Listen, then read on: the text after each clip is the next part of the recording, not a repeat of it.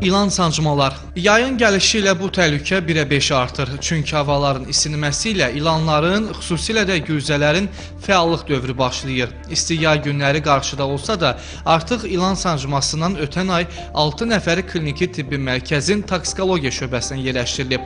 İlan sancması zamanı dəri qızarır, şişir, göyərmə başlayır, baş gicəllənmə, ürək bulanma, nəfəs darlığı kimi əlamətlər müşahidə olunur. Yanlış müdaxilə zərər çəkənin vəziyyətini daha da ağırlaşdıra bilər. Qətiyyən sıxmaq olmaz, həmin nahiyəni sovurmaq, kəsmək olmaz. Yəni çox adamlar yanlışlıqla həmin nahiyəni sıxır, sıxdıqda daha da vəziyyəti ağırlaşdıra bilərik. Sadəcə hərəkətsiz vəziyyətə gətirib ətrafı təcili xəstəxanaya çatdırmaq lazımdır və yaxud təcili briqada ordadırsa, Navakan blokad edib, təcili xəstəxanaya çatdırıb orada zərdə vurulmalıdır. Vaxtında və düzgün yardım göstərilməsə, ilan sancması ölümlə nəticələnir.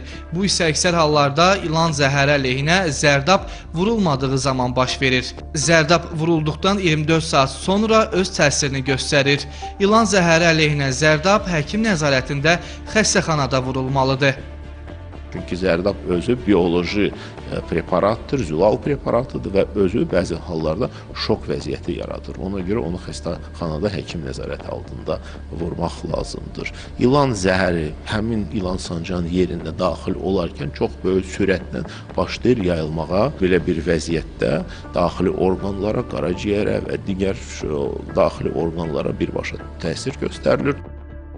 Hazırda ölkəmizdə 30-a yaxın ilan növü var. Onlardan 7-si zəhərlidir.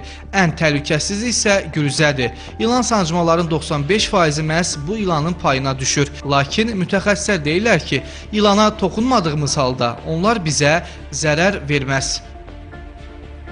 İnsanlar görən kimi tanınmadıqları üçün zəhərli, zəhərsiz birbaşa öldürürlər, yəni uzaq olsun.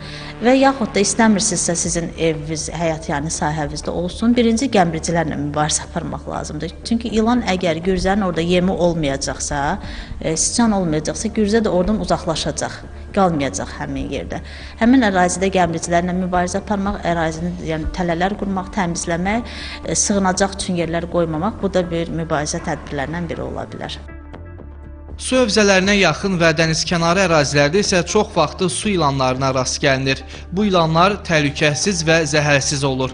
Nəzərə alsaq ki, çimərlik mövsümü yaxınlaşır, dəniz kənarına istirahətə yollanarkən diqqətli olmaqda fayda var. Vüsal Arifsoy, Fərid Ələkbərli, Telesəhər.